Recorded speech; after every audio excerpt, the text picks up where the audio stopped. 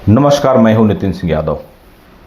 आज हम जिस विषय को लेकर आए हैं वो आज का विषय केवल एक न्यायिक आदेश का विषय नहीं है। आज का विषय है कानूनन सरकारी सहायता, पीड़ित की जवाबदेही और न्यायिक प्रक्रिया की विश्वसनीयता। अब जरा एक स्थिति की कल्पना कीजिए।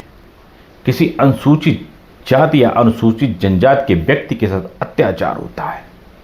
वह पुलिस के पास जाता है, एफआईआर दर्ज होती है, कानूनी प्रक्रिया आगे बढ़ती है और इसी दौरान सरकार की ओर से उसे आर्थिक सहायता भी दी जाती है ताकि वह भय, दबाव और आर्थिक संकट के बावजूद न्याय की लड़ाई लड़ सके। लेकिन ट्रायल शुरू होता है, गवाही का समय आता है और जिस व्यक्ति के बयान पर अभियोजन की पूरी कहानी टिकी थी, अब वही व्यक्ति अदालत में जाकर अपने पहले बयान से मुकर जाता है। कभी समझौते की बात सामने आती है, कभी गवाही बदल जाती है और कभी कभी परिणाम होता है अभियुक्त का बरी होना। अब असली सवाल यहाँ से शुरू होता है, अगर सरकार ने पीड़ित को आर्थिक सहायता दी थी और बाद में उसी मुकदमे की गवाही बदल गई, तो क्या उस आर्थिक सहायता का कोई हिसाब होगा या नहीं होगा? क्या सरकारी सहायता लेना केवल अधिकार है या उसकी जिम्मेदारी भी है, या उसके साथ न्याय प्रक्रिया के प्रति कोई भी जिम्मेदारी जुड़ी है? इसी सवाल पर मध्य प्रदेश हाई कोर्ट के सामने एक महत्वपूर्ण मामला सामने आया और अदालत ने आर्थिक सहायता की अगली किस्त तथा पीड़ित की न्यायिक प्रक्रिया में भूमिका को लेकर महत्वपूर्ण निर्देश दिए।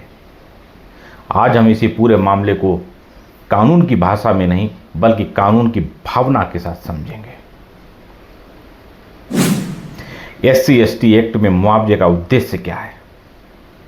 सबसे पहले एक बात बिल्कुल स्पष्ट कर लीजिए, SC/ST prevention of atrocities act 1989 का उद्देश्य किसी को आर्थिक लाभ पहुंचाना मात्र नहीं है। इस कानून का मूल उद्देश्य है अनुसूचित जाति और अनुसूचित जनजाति के लोगों को अत्याचार से संरक्षण देना, अपराधों की प्रभावी कानूनी कार्रवाई सुनिश्चित करना और पीड़ित को आवश्यक राहत एवं पुनर्वास उपलब्ध कराना। यानी सरकार की ओर से मिलने वाली आर्थिक सहायता को केवल पैसा समझना गलत होगा। इसके पीछे एक सामाजिक और विधिक उद्देश्य है। पीड़ित व्यक्ति अकेला ना पड़े, अपराध के बाद उसके सामने आर्थिक संकट खड़ा ना हो, उसका पुनर्वास हो सके और सबसे महत्वपूर्ण, वह न्याय की प्रक्रिया से पीछे ना हटे।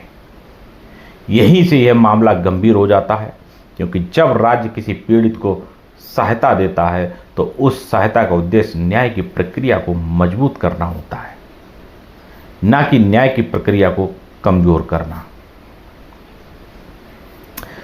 अब समझिए विवाद की असली जड़ क्या थी। अब आइए उस बिंदु पर आते हैं जहां से पूरा विवाद पैदा हुआ। राज्य की ओर से अदालत के सामने चिंता रखी गई कि कुछ मामलों में एक पैटर्न देखने को मिलता है। पीड़ित को आर्थिक सहायता मिलती है, मामला आगे बढ़ता है, लेकिन ट्रायल के दौरान गवाही का समय आने पर पीड़ित अपने पहले वाले बयान से पीछे हट जाता है। कानूनी भाषा में ऐसी स्थिति में गवाह को हॉस्टिलाइज्ड विटनेस यानी पक्षद्रोही गवाह कहा जा सकता है। अब ध्यान रखिए, हर बार गवाह का बयान बदलना अपने आप में साबित नहीं करता कि उसने पैसा लेकर समझौता किया है। यह एक बहुत महत्वपूर्ण कानूनी अंतर है। लेकिन यदि न्यायालय के सामने यह तथ्य आए कि जानबूझकर समझौता करके या अभियोजन को कमजोर करने के उद्देश्य से गवाही बदली गई है, तो मामला केवल एक गवाह के बयान तक सीमित नहीं रहता। अब सवाल उठता है, क्या सरकारी सहायता का उद्देश्य ही विफल नहीं हो रहा? और यही वह बिंदु है जहां अदालत ने पीड़ित की सहायता और उसकी न्यायिक जिम्मेदारी के बीच संतुलन बनाने की कोशिश की। अब आते हैं हाई कोर्ट के सख्त रुख पर। इस मामले के सबसे महत्वपूर्ण हिस्से पर मध्य प्रदेश हाई कोर्ट के समक्ष यह मामला सामने आया। अदालत ने इस बात को गंभीरता से लिया कि राज्य की ओर से दी जा रही आर्थिक सहायता का उद्देश्य पीड़ित को न्याय दिलाने में सहायता करना है। सरकारी धन आखिरकार सार्वजनिक धन है। यह किसी व्यक्ति की निजी संपत्ति नहीं है, यह जनता के राजस्व से आता है। इसलिए अदालत के सामने सवाल यह था कि आर्थिक सहायता प्राप्त करने वाले व्यक्ति से यह अपेक्षा की जाती है कि वह न्यायिक प्रक्रिया में सहयोग करेगा।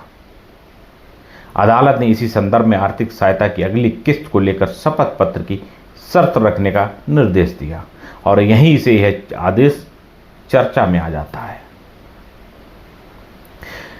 अब आएगा एफिडेविट का सबसे महत्वपूर्ण हिस्सा। अब ध्यान से समझिएगा। अदालत के निर्देश के अनुसार आर्थिक सहायता की अगली किस्त जारी करने से पहले पीड़ित से शपथ पत्र लिया जाएगा। इसका उद्देश्य क्या है? पीड़ित यह स्पष्ट करे कि वह ट्रायल की प्रक्रिया में जानबूझकर अभियोजन को कमजोर करने वाला कदम नहीं उठाएगा। वह आरोपी के साथ ऐसा समझौता नहीं करेगा जिससे न्यायिक प्रक्रिया प्रभावित हो, और वह जानबूझकर अपने पूर्व बयान से पलटकर अभियोजन को नुकसान नहीं पहुंचाएगा। अब यहां एक बहुत महत्वपूर्ण कानूनी बात समझना जरूरी है। यह शपथ पत्र इस बात की गारंटी नहीं है कि अदालत में गवाह कभी अपना बयान नहीं बदल सकता। अदालत में गवाही हमेशा साक्ष्य और परिस्थितियों के आधार पर परखी जाती है। यदि कोई वास्तविक परिस्थिति अब सामने आती है तो उसका न्यायिक मूल्यांकन अदालत करेगी। लेकिन अगर किसी व्यक्ति ने पहले शपथ पत्र दिया और बाद में जानबूझकर ऐसी कार्रवाई की जिससे अभियोजन कमजोर हो, तो उसके परिणाम भी कमजोर हो सकते हैं। बयान बदला तो क्या मुआवजा वापस होगा? अब आता है इस आदेश का सबसे चर्चित हिस्सा। यदि शपथ पत्र देने के बाद पीड़ित अपने बयान से मुकरता है या समझौता करता है जिससे अभियोजन का मामला प्रभावित होता है, तो अदालत के निर्देश के अनुसार पहले प्राप्त आर्थिक सहायता की वसूली का प्रश्न पैदा होता है और इसके लिए 30 दिन की समय सीमा का उल्लेख किया जाता है। यानी मामला केवल इतना नहीं है कि गवाही बदल दी और कहानी खत्म, बल्कि अब आर्थिक सहायता की जवाबदेही भी सामने आ सकती है। और यदि राशि निर्धारित समय में वापस नहीं की जाती तो राज्य सरकार उसको रिकवरी की कार्रवाई करनी होगी। लेकिन यहाँ मैं एक बात बिल्कुल स्पष्ट करना चाहता हूँ। इसे यह मत समझिए कि SC/ST एक्ट में पीड़ित को पैसा देकर उसके मुंह पर ताला लगा दिया जा गया है। ऐसा नहीं है। कानून का उद्देश्य पीड़ित की आवाज़ दबाना नहीं है। कानून का उद्देश्य यह है सुनिश्चित करना है कि सरकारी सहायता का दुरुपयोग करके न्यायिक प्रक्रिया को जानबूझकर कमजोर ना किया जाए। तो क्या अब गवाह अपना बयान बदल ही नहीं सकता? यही वह सवाल है जिसे लेकर सबसे ज्यादा भ्रम पैदा हो सकता है। मान लीजिए किसी ने पुलिस को एक बयान दिया, बाद में अदालत में कोई अलग तथ्य सामने आया, या उसे किसी परिस्थिति की वास्तविक जानकारी बाद में हुई, या पुलिस द्वारा दर्ज किया गया उसका कथन और अदालत में दिया गया उसका साक्ष्य बिल्कुल अलग है, बिल्कुल भिन्न है। तो क्या अदालत उसकी बात सुनेगी या नहीं सुनेगी? बिल्कुल सुनेगी। अदालत का काम किसी गवाह को जबरन एक विशेष बयान देने के लिए बाध्य करना नहीं है।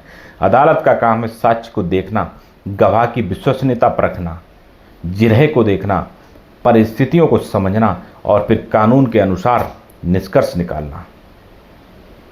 इसलिए बयान बदलना और जानबूझकर अभियोजन को कमजोर करने के लिए बयान बदलना, इन दोनों को एक ही नज़र से देखना उचित नहीं है।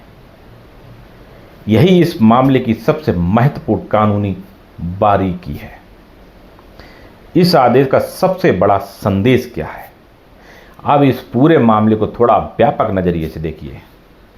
सरकार द्वारा दी जाने वाली आर्थिक सहायता का उद्देश्य है प्रोटेक्शन, रिलीफ और रिहेबिलिटेशन, लेकिन इसके साथ एक दूसरी चीज भी है, अकाउंटेबिलिटी, यानी अधिकार के साथ जिम्मेदारी। राज्य यदि सहायता दे तो वह सहायता पीड़ित के पुनर्वास और न्याय की प्रक्रिया को मजबूत करने के लिए है, और यदि कोई व्यक्ति जानबूझकर उस व्यवस्था का इस्तेमाल करके मुकदमे को कमजोर करता है तो राज्य उसके विरुद्ध आर्थिक वसूली की कार्रवाई भी कर सकता है। यही इस आदेश का सबसे महत्वपूर्ण संदेश है। तो इस पूरे मामले को एक लाइन में समझिए, SC/ST एक्ट के तहत आर्थिक सहायता पीड़ित का संरक्षण करने के लिए है, न्यायिक प्रक्रिया को कमजोर करने के लिए नहीं। और दूसरी तरफ किसी गवाह का बयान बदल जाना अपने आप में यह सिद्ध नहीं करता कि उसने धोखा दिया है। हर मामले के तथ्य अलग होंगे, हर गवाही का मूल्यांकन अदालत करेगी और अंतिम निर्णय ही अदालत करेगा। लेकिन जहां जानबूझकर सरकारी सहायता लेकर न्यायिक प्रक्रिया को कमजोर करने या समझौते के जरिए अभियोजन को प्रभावित करने की बात अगर सामने आती है, वहां आपकी जवाबदेही तय होगी। वहां सवाल उठेगा, कानून केवल अधिकारों का दस्तावेज नहीं है, कानून जिम्मेदारियों का विधान भी है। और शायद इसी संतुलन को स्थापित करने की दिशा में यह आदेश एक महत्वपूर्ण न्यायिक कदम के रूप में देखा जा सकता है। अगर आपको लगता है कि इस तरीके के फैसले को समझना जरूरी है तो वीडियो को लाइक कीजिए, क्योंकि यहाँ हम सिर्फ खबर नहीं बताते, हम कानून को समझते हैं, कानून को समझाते हैं और आपके अधिकारों के प्रति आपको जागरूक करते हैं।